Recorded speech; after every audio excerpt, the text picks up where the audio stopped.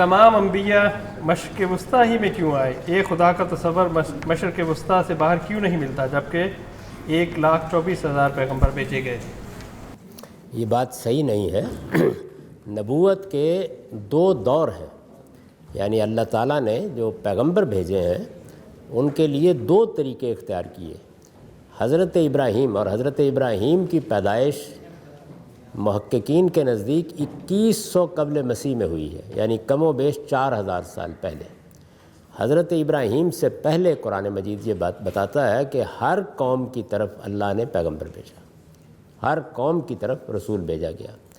آپ کے علم میں ہے کہ اقوام کا یہ جو انتشار ہوا ہے دنیا میں پھیلی ہیں، یہ افریقہ سے شروع ہوا ہے۔ یعنی یہ معلوم ہوتا ہے کہ کسی ٹراپیکل کنٹری میں یا کسی علاقے میں اللہ تعالیٰ نے انسانیت کی ابتدا کیا، کیونکہ وہیں ایسے حالات ہو سکتے تھے کہ جب نہ آپ کے پاس سر چھپانے کی جگہ ہے، نہ آپ کے پاس کھانے کے لیے کچھ ہے، تو زندگی وہاں سے شروع کی جا سکے۔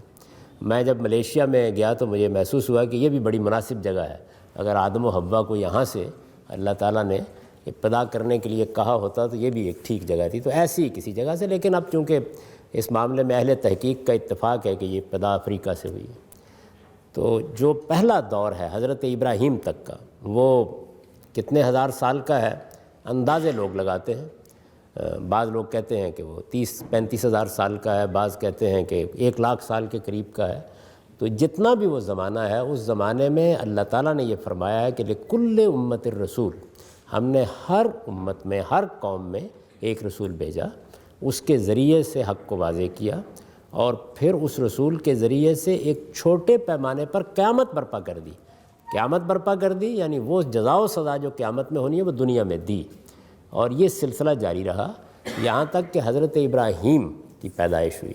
حضرت ابراہیم کو بھی پہلے ایک قوم کی طرف بھیجا گیا، وہ عراق کے لوگ تھے۔ عراق کا شہر قدیم شہر ہے، سیدنا ابراہیم علیہ السلام وہاں پیدا ہوئے تھے۔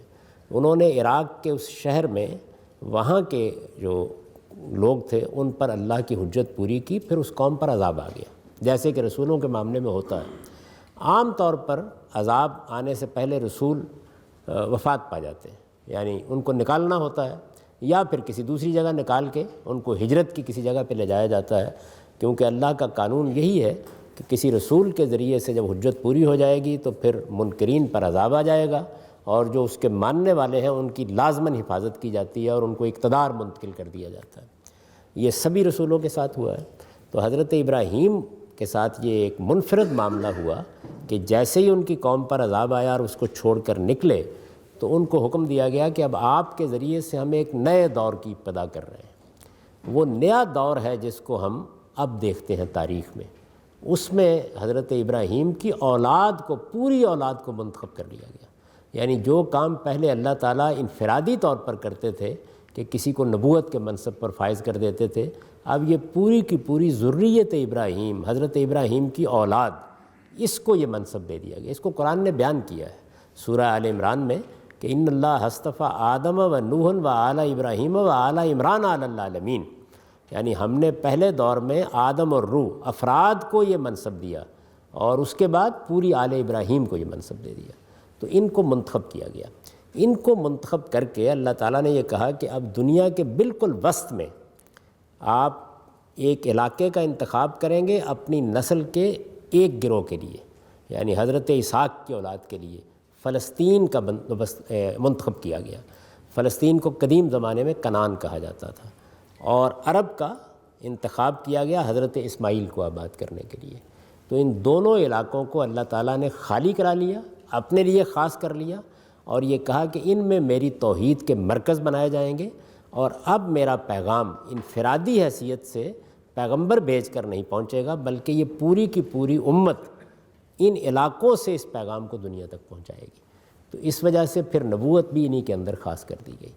تو یہ اسکیم ہے جس کی وجہ سے یہ سوال پیدا ہوتا ہے۔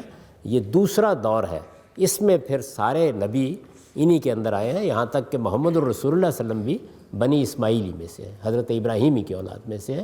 چنانچہ دین ابراہیمی یا ابراہیمی ادیان کی روایت قائم ہو گئی اس کے بعد۔ تو یہ بندوبست جب دنیا تہذیبوں کے دور میں داخل ہونے کے قریب ہوئی ہے تو اللہ تعالیٰ نے تبدیل کر کے یہ بندوبست اختیار کر لیا ہے اس میں پھر کسی اور جگہ کوئی پیغمبر یا نبی نہیں آیا۔